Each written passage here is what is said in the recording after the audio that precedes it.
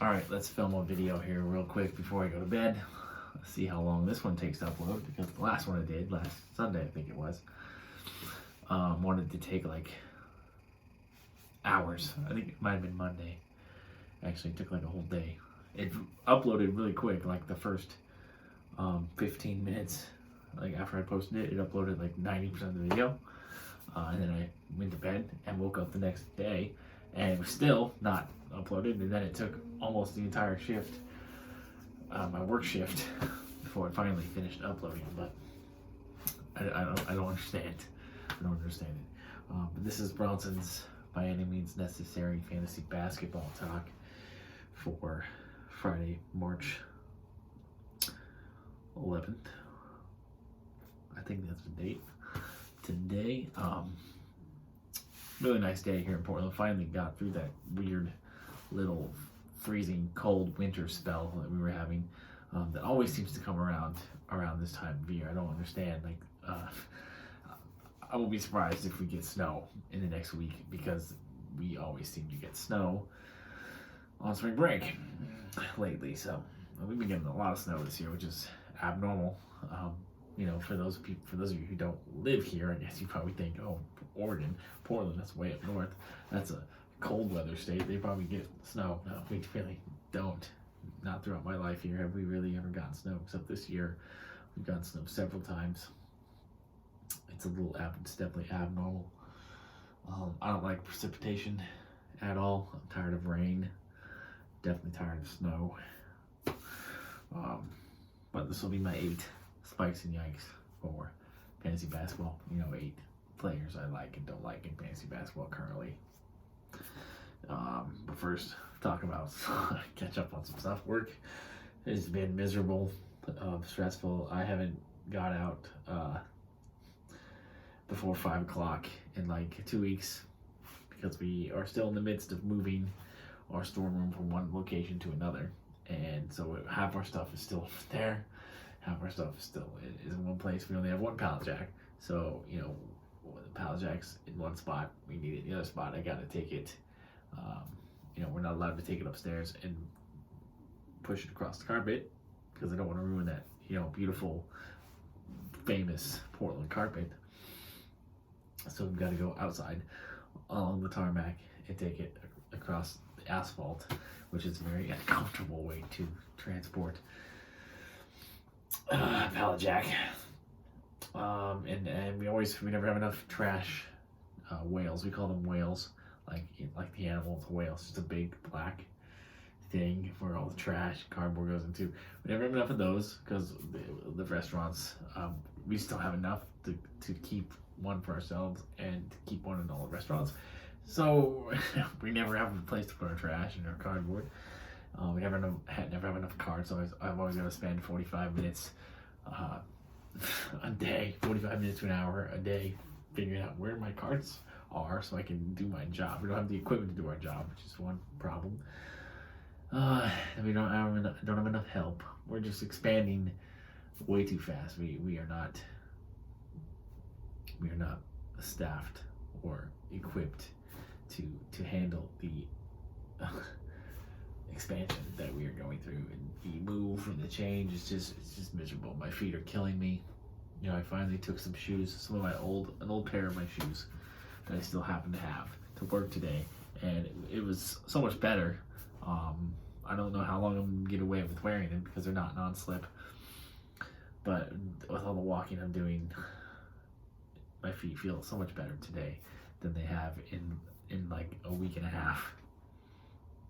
I bought some new boots, some hiking boots, the other day, because I thought that would help. Those are not helping at all. In fact, they're making it worse, because now I'm like getting all kinds of blisters from trying to break them in.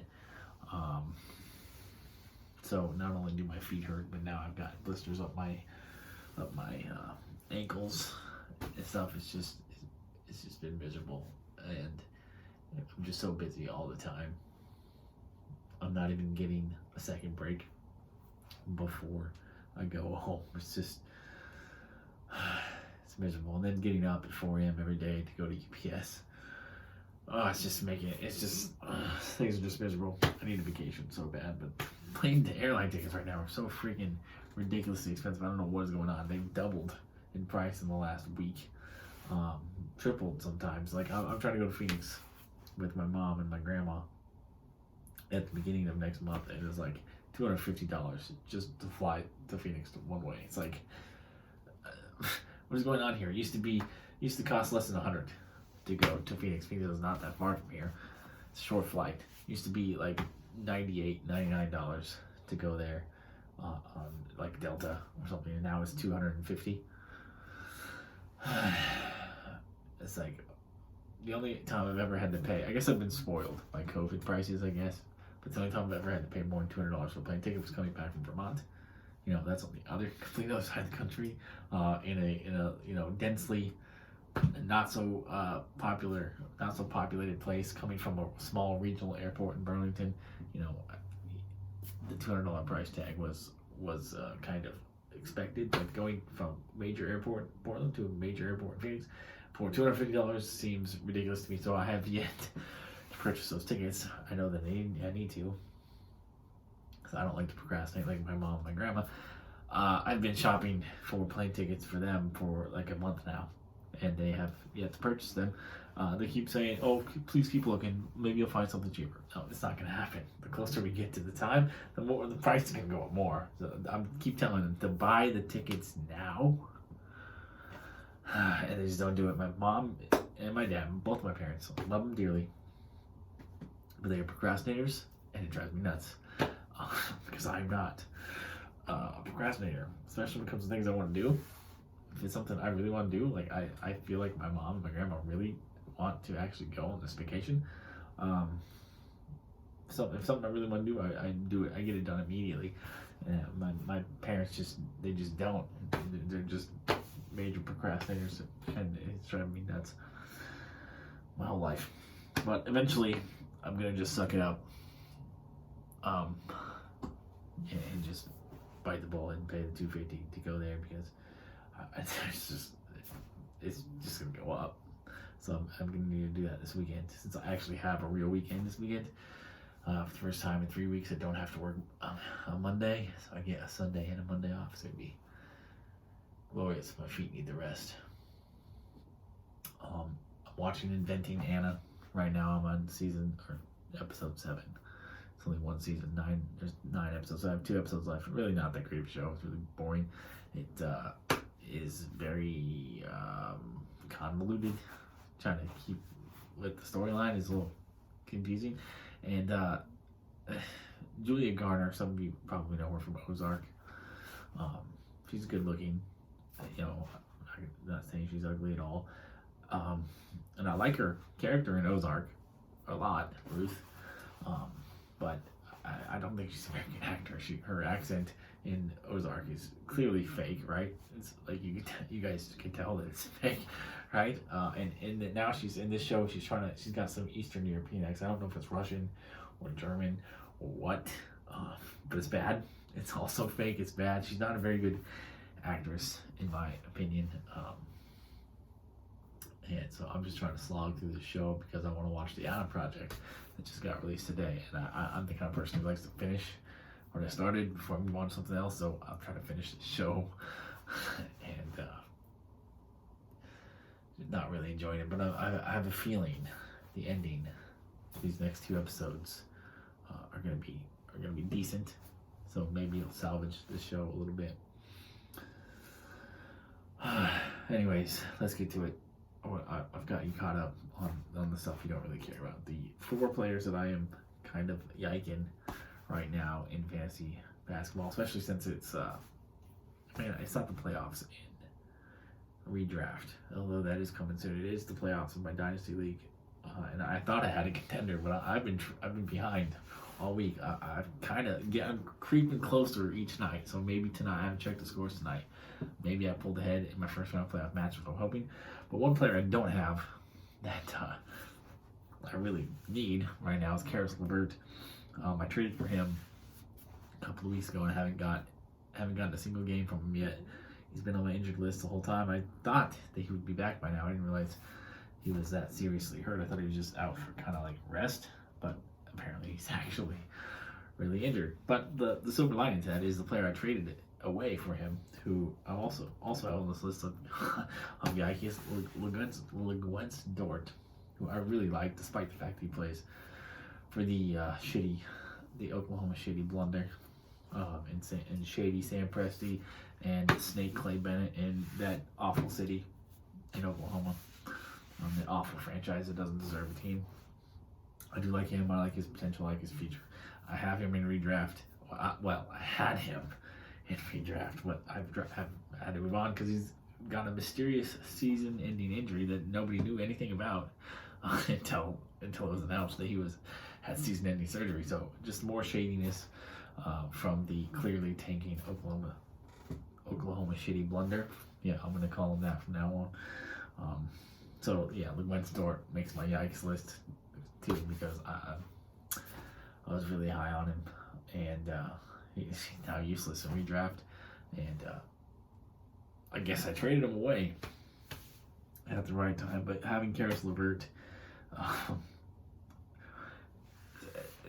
he could potentially be playing tomorrow. That would be great. Have him at least for one game this week. Maybe that would be the deciding factor in whether I win or not. But yeah, I'm like the number 2 seed in the East. I'm like the number 5 seed overall in the whole league. So 5th out of 30. There's no reason I should be losing in the first round. I'm going to be very disappointed. I'm going to be very embarrassed. And yeah, just shows you my luck. I had a dominant team all season, and then come week 1 of the playoffs, lose. Couple other players that I'm really yiking right now. Josh Hart. I like Josh Hart as a player. I love the acquisition by Portland, and hopefully he sticks around in Portland to play with Damian Lillard, next year. He's still relatively young as well. I like him. He's a perfect complement to Damian Lillard. But he's right now with the Blazers clearly kind of tanking too, with Lillard out, McCollum gone, Nurkic out, Anthony Simons is out now, Nasir Little's out. I mean, there's nobody else out there. Josh Hart's having to do too much offensively. He's the focal point of defenses right now. He's really struggling with that load, with that responsibility. I still think he's a great fantasy asset, a great fantasy player. But he sometimes, in some very rare instances, more volume does not lead to more production. I think that's what we're seeing here with Josh Hart. He's struggling mightily. So maybe until at least one of those guys comes back, Simons or Lillard, which isn't supposed to be anytime soon. It's going to be at least a week before we see either of those guys potentially even considering coming back. Josh Hart may not be worth owning in redraft. And the last player that I'm not liking right now is Nickeil Alexander-Walker. He was a lot of experts pick for most improved player coming into the league. Coming into this year, sorry. And a lot of people had him picked as a fantasy breakout. That has not happened at all. He was very disappointing in New Orleans before they traded him. They traded him because he was disappointing, because he was not. He was regressing. This was supposed to be a big improvement here, and he ended up getting worse. New Orleans gave up on him, traded him to Portland. Portland traded him immediately to Utah, and he's not even. Sorry, my phone is alerting me to the fact that it's dying. I'm so glad that it didn't stop recording, though. But there may be a weird little 2 or 3 second pause there. I apologize. But yeah, now he's in Utah, where he sits on the bench, doesn't even get off the bench, doesn't play.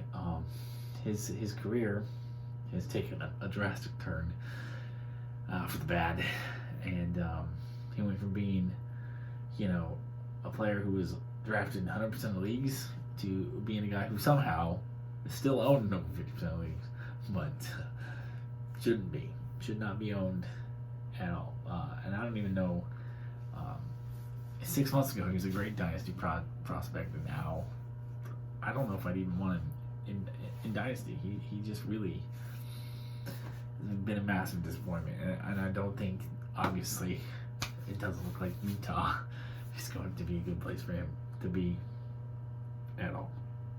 Now let's move on to the players that I want to spike here. 15 minutes, not terrible time. Let's see if I can get this done in 5 minutes. First, I want to talk about Dillon Brooks of the Grizzlies. I'm a big Dillon Brooks fan. He's one of my favorite players in the NBA. He's an Oregon Duck. I've tried to get Dillon Brooks in all my dynasty leagues. For some reason, even when he's injured, and he's been injured for a while, the price is still too high. But Dillon Brooks is due to come back from the Grizzlies within the next week. So I have picked him up and stashed him on my injured list in as many redraft leagues as I can for the playoffs. And he's someone you should be looking to add as well if you have the roster spot currently. Just pick him up, move him to your IR immediately, and then you can pick up, another player until he's ready. Marvin Bagley in Detroit is finally getting an opportunity, and he's looking like he might actually be able to play. It's not very often that a player comes out of Duke and can be a good NBA player, but occasionally they do have some players who do something. It took getting out of Sacramento, which is the most dysfunctional team possibly in all of pro sports. They have the longest streak of playoff-less seasons, I believe. I think I saw that like a week ago. Now, 18 seasons in a row. I don't know if it's playoff-less years or just losing seasons in general. I don't remember exactly. But, yeah, he's bad. And so, a lot of players get a lot better after they leave Sacramento. I don't know what it is about that town, but the Kings, the franchise just in general, has never been loved anywhere they've been. They were in Cincinnati. Cincinnati didn't want them. They moved to Kansas City. Kansas City didn't want them. Now they're in Sacramento. And, the NBA likes to make us believe that Sacramento wants the Kings. That's why they refused to let them move to Seattle. I mean, it was obvious that they should have moved to Seattle, and it's still obvious that they should move to Seattle. I've been to Sacramento, and they do have that nice new stadium. That's the whole reason the NBA let them stay there, is because they built that beautiful new arena right in the heart of downtown Sacramento. But Sacramento just is not. It's just not a big town. It's like Jacksonville, Florida. Like Jacksonville, Florida is a massive city, but it just is. There's just nothing going on there that really makes. It's not a. I don't know how to describe it. Sacramento, it's not as big as Jacksonville, but there's just a lot of other cities in California that are just more of a destination place, like an entertainment hub. Sacramento just is not that place.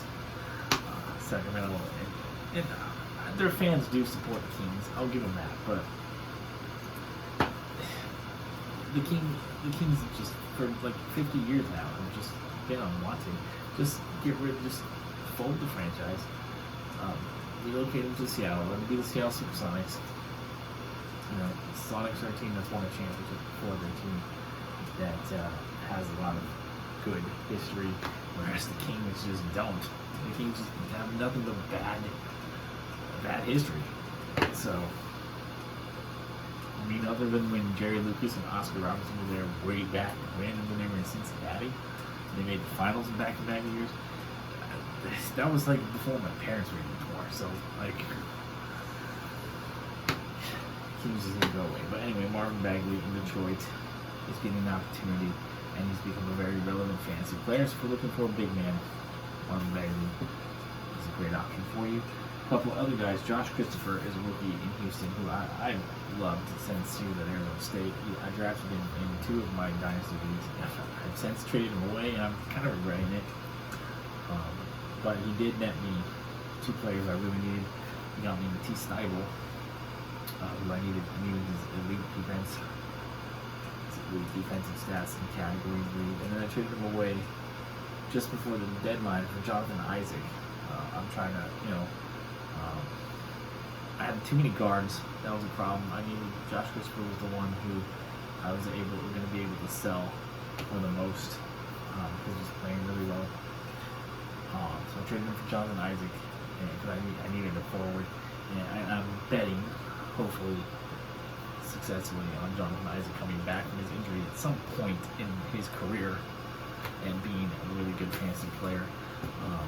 And in a categories league, I think Jonathan Isaac, with his defensive assets, is going to be a better long-term fantasy player than Josh Christopher also. But I do like Josh Christopher a lot in redraft right now, especially given Houston is giving him all the minutes he can handle. He's been very productive over the last 3 games. Well, before that, even longer than that, he's been really productive. But I think that he come down the stretch here, Josh Christopher is going to win a lot of fantasy basketball players in their league because he's kind of sneaking up on everybody. He's a well-kept secret, but I'm trying to, get that secret out there. Really interesting. I really like Josh Christopher a lot. Hopefully, somewhere down the line, I can reacquire him in Dynasty. But yeah, big fan. Just both of those rosters didn't. He just wasn't. He was kind of a luxury for me to have. Like, in one team I had too many guards, right? And then the other team, I'm trying to win now. And so Josh Christopher, it was a good young asset I was able to flip for some win now pieces. And so, I might lose in the first round of the playoffs anyways. But I am injured. I got Caris LeVert hurt, Damian Lillard hurt, Alex Caruso hurt. Otto Porter only plays 1 game of a back-to-back. So, yeah, 3 of my top 10 players, or 4 of my top 10 players, and then 3 of my top 6 or 7 players are injured right now. So it's like, I'm not at full strength, that's for sure.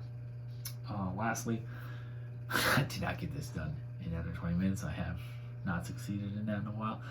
My big fantasy crush, especially in Dynasty, Aleksej Pokusevski, another Oklahoma City blunder player who unfortunately plays for that franchise, but I would like him. I call him the white Kevin Durant. I just think he's a unicorn who hasn't fully realized his potential, but it looks like it's finally maybe coming together for him here in the last couple of weeks. He's been very productive for the Oklahoma City blunder, and with LuGuentz Dort out.